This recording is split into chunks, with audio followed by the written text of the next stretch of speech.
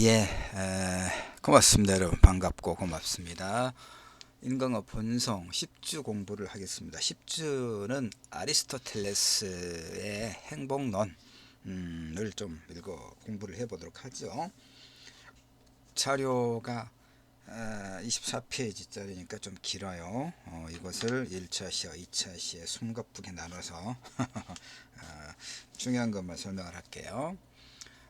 숭실대 김광현 선생님의 그 글인데 글을 갖다가 우리가 수업 시간에 활용을 좀 합시다. 지금 보니까 아리스토텔레스의 행복론과 외부적 조음, 이런 좀 아리송한 제목입니다. 그래서 부제로 한국 사회에서의 행복의 기준과 덕의 실천, 요약본을 한번 봅시다. 그러면 이제 더 명료하게 알아가겠죠. 우리들 모두는 행복하기를 바라고 있다. 그러죠. 그러나 우리는 행복이 무엇인지 모를 때가 많다. 그 철학적이죠. 이 철학 논총에 실린 글입니다. 김광현 선생님은 서양 철학을 전공하신 모양입니다. 행복이 무엇인지 모를 때가 많다. 무엇인지 모를 때가 많다기보다는 행복에 대한 저마다의 생각이 다르겠죠. 행복은 매우 주관적인 것이기 때문에, 주관적이고 상대적인 것이기 때문에. 그러나 하여튼 이 글을 이제 일단 온전하게 살펴보는 것을 먼저 취하는 태도를 합시다. 자, 행복한 삶은 무엇을 말하는 것일까? 우리 같이 생각해 보죠. 우리 인간과 본성에서 우리가 인간과 본성, 인간의 본성에 관한 그 철학자들의 논의를 공부하는 이유는 결국 어떤 것이 인간의 어떤 그 우리 바람직한 삶이고 가치 있는 삶인가, 나아가 우리는 그 건강하고 행복한 삶을 추구하는 데 있어서 인간의 본성에 대한 지식을 안다는 것은 얼마나 이제 어떤 기여를 할 수 있겠는가, 뭐 이런 차원에서 공부를 한다고 보는 거고요. 우리가 뭐 대학원에서 이제 전공의 영역으로 깊이 있게 공부하는 건 아니고 학부에서 교양 과목으로 하는 것이니까 아리스토텔레스가 말하는 행복론, 이것을 한국 사회에서 행복의 기준에 비추어서 이제 살펴보자고 하는 것이 이 글의 취지 같아요. 행복한 삶, 그러니까 대체로 이제 황금 만능주의에 젖어 있는 우리들은 황금 만능주의, 이건 자본주의 체제에서 뭐 어쩔 수 없는 그런 측면이 있죠. 뭐 돈이 많으면 좋은 거고, 돈이 많으면 뭐 기회가 더 많이 있는 것이니까 좀 더 행복해지는 데 있어서 행복은 주관적인 것이긴 하니까, 하여튼 황금 만능주의에 젖어 있는 우리들은 행복을 돈을 소유하는 것이라고 생각할 때가 많다. 많은 돈이 많이 있으면 좋죠 뭐. 우리는 좋은 집안과 풍요로운 재산을 부러워하고 있고 그렇기도 해요. 특히 현대인들에게서 행복의 조건은 더욱 높은 물적 기준을 요구하고 있다. 이게 이제 뭐 그 자본주의 체제에서 살아가고 있는 뭐 대부분의 사람들에게 있어서 행복의 조건은 어떤 물질적 기준, 그러니까 이제 뭐 돈, 뭐 이런 것이 우선한다고 우리가 부정할 수가 없겠죠. 그런데 2000년, 2500년 전에 히랍의 철학자 아리스토텔레스는 행복을 위해서는 외부적인 조건이 필요하다. 외부적인 조건은 뭡니까? 외적인 조건이 뭔가요? 외모지상주의와 황금 만능주의 사회에서 현대인들이 추구하는 외부적 조건과 아리스토텔레스가 말하는 외부적 조건과는 무엇이 다른가? 이제 이걸 공부하자는 얘기입니다. 아리스토텔레스는 물질의 풍요로움이나 훌륭한 가문에 태어나는 것은 행복이라고 말하지 않고, 그러니까 그런 외부적 조건만을 행복이라고 간주하지 않았다, 이런 얘기죠. 오히려 행복은 외부적 조음을 덕의 실천과 연결시키는 것이다. 그는 우리에게 진정한 행복이 무엇인지 숙고해 볼 기회를 이제 제공해 주고 있다. 뭐 이런 거 아니겠습니까? 그러니까 전반적으로 한국 사회에서 행복의 기준, 그다음 그것을 이제 아리스토텔레스가 말하고 있는 그 덕의 실천으로 연결해서 한번 봐보도록 하죠. 예. 아까 이제 그런 뭐 이 전 본문의 내용을 아주 간략하게 요약해 놓은 글이니까 이것만 가지고는 이제 우리가 모르겠고 확인을 해 봅시다. 모든 사람들은 행복한 삶을 살고 싶어 했죠. 이건 당연한 것이죠. 불행한 삶을 살고 싶어 하는 사람 아무도 없으니까. 이제 그런데 행복한 삶은 무엇을 말하는 것인가부터 이제 보자는 얘기죠. 아, 아까 이제 그 서론에서 그 요약본에서 봤던 글이 몇 가지인데, 자, 다음부터 보는 게 좋겠군요. 자, 아리스토텔레스 행복의 조건과 외부적 조건 그거 봅시다.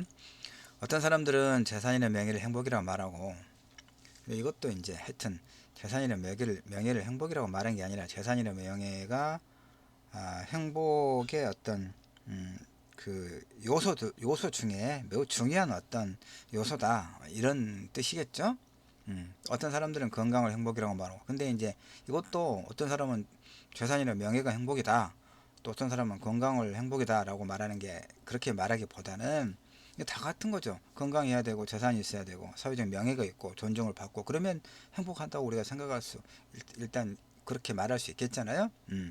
그다음에 이제 특히 건강에 문제가 있는 사람들은 오직 다른 것보다는 건강이 가장 중요하다고 또 말할 것이고, 재산이 이제 없어서 그것 때문에 이제 고통받는 사람은 돈이 많이 있어야 행복해질 수 있다고 말하겠죠. 그렇겠죠? 건강하고 재산이 있지만 사회적으로 대접받지 못하는 그런 어떤 위치에 있다면 어떤 명예를 추구할 것이고, 그러니까 또 이제 그 조금 이렇게 그 사업을 해서 이런저런 사업을 해서 돈을 모은 사람들이 주로 이제 어디에 가입을 하냐면, 사회적 명예를 이제 그 좀 욕망하게 하는 사람들이 대체로 뭐 라이온스 클럽이라든가 로타리 클럽이라든가 이런 외국에서 들어온 이제 소위 지역사회 봉사 클럽 이런 데를 많이 가더라고요. 가서 이제 뭐 같이 이렇게 골프도 치고 그 뭐 어떤 시상에 걸린 골프도 같이 치고, 이제 이렇게 또 일정하게 지역사회를 위해서 봉사도 하고, 그러면서 이제 무슨 라이온스 클럽 어디 뭐 총재 뭐 이렇게 하는 걸 봤어요.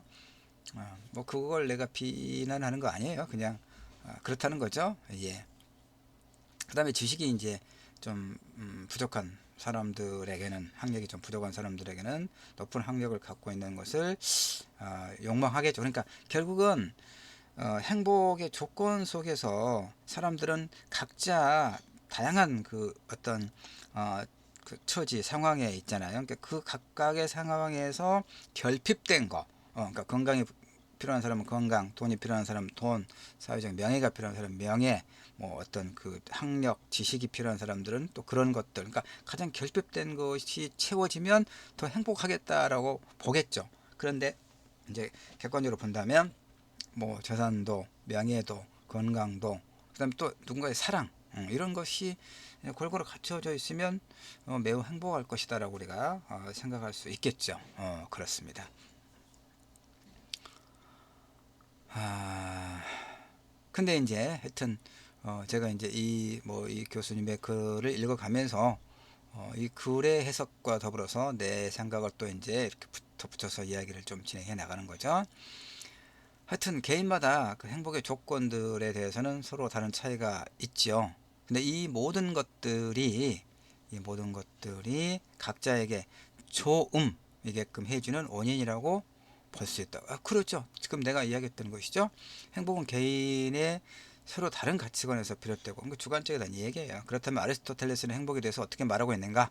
이 사람은 이제 철학자니까 철학적으로, 자, 아리스토텔레스는 모든 이들이 보편적으로 좋아하는 좋음의 이데아, 이데아, 그 플라톤이 말했던 이데아, 어떤 그 초월적인 것, 궁극적으로 어떤 궁극적인 것, 어떤 변하지 않는 뭐 이런 어떤 그걸 좋음의 이데아, 다시 말해서 공통적으로 설명되는 어떤 하나의 좋음, 혹은 그것 자체로 떨어져 존재하는 어떤 좋음이 있다고 인정한다. 그러니까 철학적인 글이 좀 어렵죠. 내가 쉽게 설명할 것이고 여러분도 이해되는 것만 그냥 받아들이면 돼요. 다 그냥 이게 뭔 소리냐 하고 그냥 뇌세포 죽여가면서 그냥 다 하려고 그러면 너무 머리 아파. 나도 10월 말에 장편 소설 오늘의 기분 또 책이 하나 남았는데 그 책까지 하면 11권째 책을 내는 거예요. 그러니까 뭐 글을 쓰기 위해서는 굉장히 많은 책을 읽을 거 아니에요. 근데 그 많은 글과 책들을 내가 다 이해하냐? 그건 또 아닙니다. 이해할 수 있는 게 있고 이해하기 어려운 것도 있고 재밌게 읽는 것도 있고 재미없어서 읽다 만 것도 있고 그럽니다. 그러니까 여러분도 이 글 읽으면서 여러분이 이해하는 수준에서만, 그 다음에 내가 설명하는 범주 내에서만 여러분이 잘 이해해도 우리의 10주차 공부는 성공적으로 수행된다. 그렇게 생각하면 돼요. 자, 그래서 이제 이것만 보면 돼. 아리스토텔레스가 말하기를 그 만물 가운데 가장 좋은 것이 뭐냐?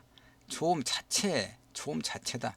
참, 조음 그 자체에 있는 것들 가운데 첫 번째 속성, 그리고 다른 조음의 원인이 되는 속성을 조음의 이데아라고 부른다. 일단 충분히 지금 아직 모르겠지만 일단 아리스토텔레스가 이렇게 말했다고 지금 설명하는 것을 그런가 보다 하고 일단 받아들이면 돼요. 그러면서 이것이 뭔 뜻인가 더 이제 읽어가다 보면 해명이 되겠죠. 그러니까 아리스토텔레스는 행복을 다른 것을 위해 선택하는 것이 아니라 그 자체를 위해 선택하는 최종적인 목적으로 보고, 다른 어떤 것도 필요하지 않는 자독적인 상태. 그래서 그에게서 행복은 더 이상 욕구 위에 욕구가 필요 없는 최종적인 욕구의 종결, 자기 충족적인 상태. 그것이 모든 행복의 원형인 조음의 이데아다. 그러니까 사실은 사실 뻔한 말 아니에요, 이 말이. 복잡하고 어렵게 이야기를 했는데 아리스토텔레스가 말하는 행복이란 뭐냐? 그 행복을 위해서 어떤 것이 필요하지 않은 그 자체로서 행복이다. 그런 이야기를 하고 있는 거예요, 지금. 그 뻔한 소리 하고 있는 거예요. 좀 말장난 같기도 하죠. 더 이상 욕구 위에 욕구가 필요 없는 최종적인 욕구의 종결, 모든 행복의 원형인 조음의 이데아, 자기 충족적인 상태. 그러니까 행복은 자기 충족적인 상태죠. 그러니까 다양한 그 행복을 구성하는 다양한 그 조건들이 모여 있어서 더 이상 어떤 조건도 필요하지 않은 그런 상태. 이게 행복이라는 얘기예요. 그쵸? 뭐 이렇게 복잡하게 복잡하게 이야기를 하는지 모르겠어요. 철학자들은 그래요. 들으면 나한테 무식하다고 말할지 모르겠지만 좀 쉽게 우리가 알아듣기 쉽게 한글을 가지고 왜 이렇게 어렵게 이야기를 하는지 모르겠어요. 그래서 이제 쭉 봅시다. 그래서 이제 풀어놓으면 이런 거예요. 의사는 조음의 이데아를 통해서 다른 사람의 건강을 돌보는 것은 아니고 인간의 건강을 경험으로 돌보는 것이고 개별적인 사람들의 건강을 돌보는 것이기 때문에 형이상학적 조음의 방식은 큰 도움이 되지 않는다. 형이상학적, 철학적 조음의 가치가 의술이라고 하는 기능적인 면에서는 그렇게 도움이 되지 않는다. 그럼에도 불구하고 그런 이런 가치가 인간적 행위에서 비롯되는 것은 아니더라도 우리가 분명 알아야 하는 것이다. 뭔 말인가요 또 이것은? 그 다음에 이제 아리스토텔레스는 행복을 항상 그 자체로서 선택하는 것이 결코 다른 이유들 때문에 선택하지 않는다. 그래서 계속 같은 얘기 하는 거예요. 그런 행복이란 그 자체로서 의미를 가지고 있고 그 자체로서 추구되는 것이지 우리가 명예나 재산을 통해서 행복에 질 수 있는 것이라고는 생각하지 않았다. 이제 좀 쉽게 알아듣겠죠. 그러니까 아리스토텔레스는 명예나 재산이 있다고 해서 행복해질 수 있는 게 아니다. 행복은 그 자체다. 뭐 그 얘기죠. 그러니까 뭐 이를테면 우리가 앞에서 이야기했던 뭐 건강이나 뭐 돈이나 명예나 뭐 지위나 지식이나 이런 것은 행복을 위한 하나의 수단일 뿐이지 그런 것들을 통해서 반드시 행복해지는 건 아니다. 이렇게 이야기하고 있어요. 그러나 그걸 거꾸로 보면 바로 그런 요소들로 인해서 우리는 행복한 어떤 상태에 이룰 수 있지 않아요? 그렇죠. 그걸 그러니까 행복이라고 하는 것을 어떤 절대 이데아, 어떤 절대적인 것으로 지금 놓고 있죠. 이 아리스토텔레스는. 그러니까 다른 어떤 조건들이 충족되어야 행복해지는 것이 아니다. 행복은 그 자체로서 존재한다. 그러니까 너무 말장난이에요. 그렇죠? 행복이란 건 뭐예요? 행복이란 우리가 어떤 개념을 이해하려고 할 때 행복이 뭔지 우리 알아요.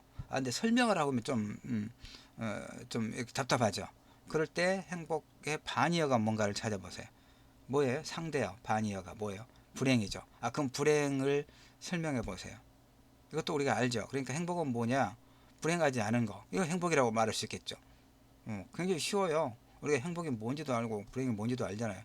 불행은 뭐예요? 불안이 불자니까 행복하지 않은 상태를 불행이라고 한단 말이에요. 그럼 어떤 것이 행복하지 않은 상태입니까? 건강을 잃었거나 돈이 너무 없거나 그 사회적 위치 지위가 너무 낮거나 그래서 다른 사람의 존중을 전혀 받지 못하거나 그러니까 그런 상태에 있을 때 우리는 행복을 느낄 수가 없겠죠. 그러지 않겠어요? 물론 이제 거린이 거린도 그 집도 없고 옷도 헐벗고 먹을 것도 없고 다른 사람들한테서 대접도 받지 못하는 거린도 그 따뜻한 그 뭐 가을에 그 한낮에 그 따뜻한 햇살을 온 몸에 받으면서 담벼락에 누워서 행복을 느낄 수도 있죠. 그러겠죠? 그러나 그 행복이 지속되지는 않겠죠.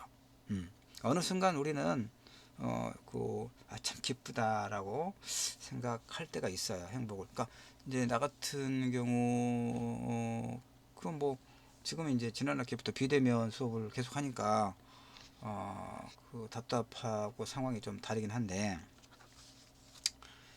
이제 출근하기 위해서 이렇게 이제 그 서류 가방 들고 이제 주차장으로 가서 자동차 문을 열고 그럴 때 가끔 그런 그 생각이 들었어요. 내가 그 밥벌이 할 직장이 있고 그 다음에 그 직장에서 내가 하는 일이 뭐 특별하게 사회적으로 존중받지는 않는다 하더라도 그 무시받고 천대받는 것은 아니니까 일정하게 존중받고 그런 일이니까 하여튼 그 다음에 이제 이렇게 차가 있고 어쨌든 뭐 그렇게 썩 고급차는 아니에요. 2000cc K5니까 뭐 2500에 3000 정도 되는 그 정도 차고 아파트 뭐 25평 한 3억 정도 되는 아파트 있고 뭐 아내 딸 아들 뭐 이 정도 가족 있고 그래서 참 좋다 이런 생각을 이게 행복이겠죠.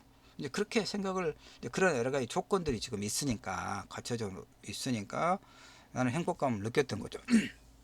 근데 그런 조건들 그 여러 가지 요소들 중에서 이게 다 그런 요소들이 다 충분하게 만족스러운 건 아니지만 그러나 즉 내 상황에서 이 정도면 뭐 좋다. 이렇게 그다음에 예전에 비하면 훨씬 나아진 그런 여러 가지 어떤 객관적 조건 그래서 참 좋다. 그 좋다는 말은 행복하다는 것 아니겠어요? 근데 이제 불행하다고 하는 건 뭐예요?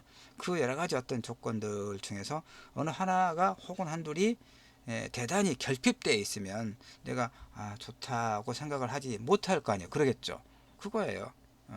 그러니까 하여튼 아리스토텔레스가 지금까지 했던 말 중에서는 우리가 지금 계속 이야기했던 이런 세속적인 어떤 조건들로 인해서 행복해지는 것이 아니라 행복 그 자체의 행복 이렇게 지금 이야기하고 있는 것인데 그러면 짐작하건대 아리스토텔레스는 여러 가지 어떤 그런 조건들 소위 세속적인 물질적 조건들이 아니라 어떤 다른 것들 다른 어떤 것이 진정한 행복에 이르는 길이다라고 말하고 있는 것 같아요. 그렇죠. 아직은 지금 안 나왔는데 그럼 이제 그걸 찾아서 우리가 보도록 합시다. 자,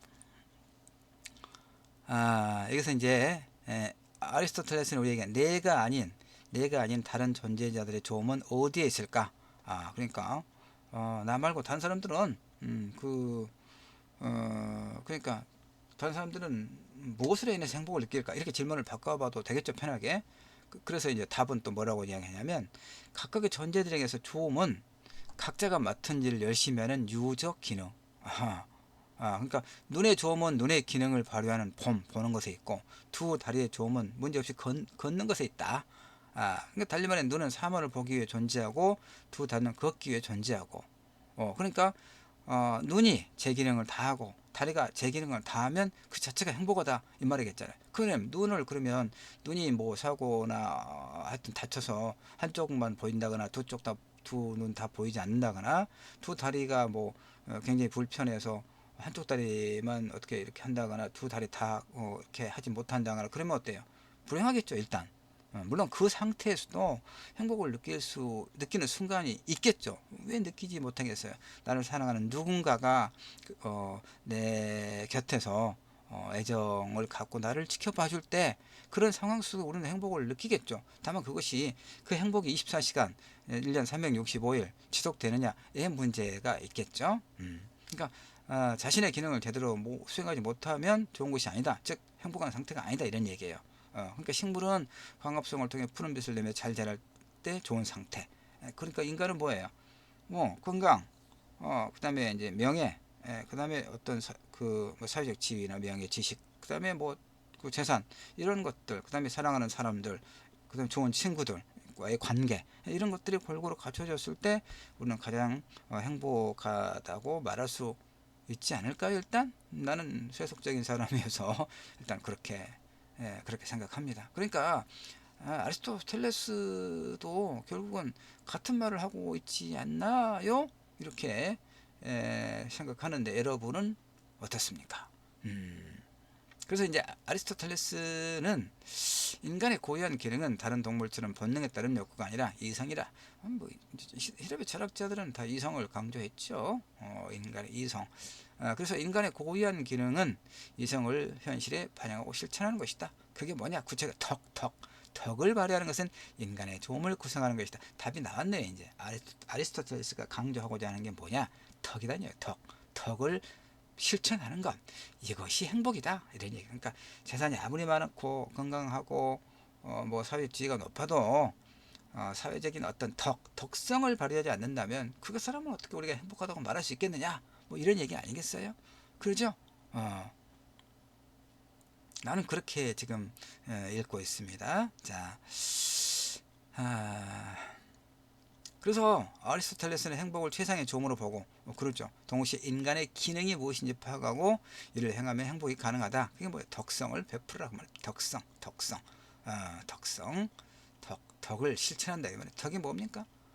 다른 사람들에게, 그러니까 타인에게 베푸는 어떤 그 연민, 배려, 공감, 그다음에 어떤 공동체의 이론으로서의 어떤 의무를 다하는 것, 이런 것들이, 그러니까 납세 의무 다하고 국방의 의무 다하고 또 뭐가 있습니까? 그 4대 의무가 있었는데 깜빡해버렸네. 이제 흥분하다 보니까 이런 것들 5대 의무까지, 뭐 환경 보존의 의무까지 해서 5대 의무라고 하더라고요. 하여튼 이런 것들, 자신의 어떤 공동체 일원으로서 자신의 역할을 잘 감당해내는 것, 그 자체가 또 행복하지 않겠어요? 자, 그래서 아리스토텔레스는 우리에게 행복 그 자체를 추구하기를 바란다. 행복 그 자체를, 그러니까 계속 내가 이야기하고 있는 이런 어떤 세속적인 것, 그러니까 그 우리 주변을 보면 그런 사람들 있잖아요. 그 그냥 아파트 투기 오직 그 재산만 모으기에 몰두하는 이런 사람들이 결코 행복하기 어렵겠지 않아요? 그러니까 아리스토텔레스가 우리에게 행복 그 자체를 추구하기를 바란다는 얘기는 돈이 아무리 많다더라도 그것만 가지고는 행복이라고 하는 어떤 욕구를 충족시켜 주지 못한다, 이런 의미겠죠. 그렇죠? 왜냐하면 우리의 욕구는 그 자체로서 다른 어떤 것 때문에 욕구되지 않는 유일한 것이 존재한다고. 그러니까 우리의 아주 쉽게 이야기하면 우리의 욕망이라고 하는 것은 욕구라고 하는 게 뭡니까? 결핍을 채우는 걸 말해요. 돈이 없으면 돈을 더 벌고 벌었는데 더 많이 벌고 싶어하고 그렇죠. 그러니까 근데 우리 욕망은 채워지지 않는단 말이에요. 돈을 우리가 벌면 얼마나 벌 수 있을 거예요. 그 다음에 우리가 사회적 지위가 올라간다면 어디까지 올라갈 것이고 얼마나 누구로부터 어떤 존중을 받을 것이냐, 그 한계가 있잖아요. 만약에 대통령이 된다면 대통령이 가장 최고의 존중을 받을 수 있는 자리라면 우리가 다 대통령이 되려고, 그래서 이제 절대 행복을 누릴 수 있다면 다 대통령이 되려고 할까요? 다 될 수도 없을 뿐만 아니라 대통령도 행복한가 모르겠더라고요. 대통령도 힘들 것 같아. 맨날 사람들이 욕하잖아요. 대통령, 문재인 대통령한테도 공산주의자라고도 이야기하고 빨갱이라고도 이야기하고, 그래도 뭐 벌도 안 받던데 완전 민주주의 국가야. 대통령한테 빨갱이라고 해도 처벌받지 않으면 그 정도 사회면 우리나라가 민주주의가 된 거죠. 자, 그러니까 그 얘기죠. 그러니까 인간의 욕구는 결코 만족, 이제 됐어라고 그 상태가 상한선이 없다, 그 말이에요. 그러니까 어떤 물질적 그런 그 요소를 가지고 추구해서는 결코 참다운 행복에 이를 수 없다. 이것이 아리스토텔레스가 말하고 있는 행복의 어떤 조건, 행복에 내포된 어떤 의미 자질, 일단 이렇게 이해를 할 수가 있어요. 여기까지 1차 시 마치고 잠시 쉬었다가 2차 시에서 계속 이야기해 봅시다.